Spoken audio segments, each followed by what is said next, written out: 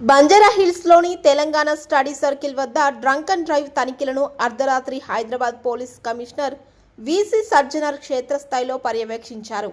నూతన సంవత్సరం వేడుకల నేపథ్యంలో డిసెంబర్ 31 రాత్రి వరకు నగర వ్యాప్తంగా స్పెషల్ ఎన్ఫోర్స్మెంట్ డ్రైవ్ కొనసాగుతుంది.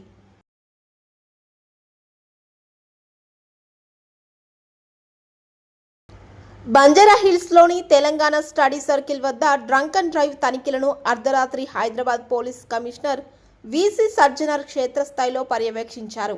నూతన సంవత్సరం వేడుకల నేపథ్యంలో డిసెంబర్ 31 రాత్రి వరకు నగర వ్యాప్తంగా స్పెషల్ ఎన్ఫోర్స్మెంట్ డ్రైవ్ కొనసాగుతుంది.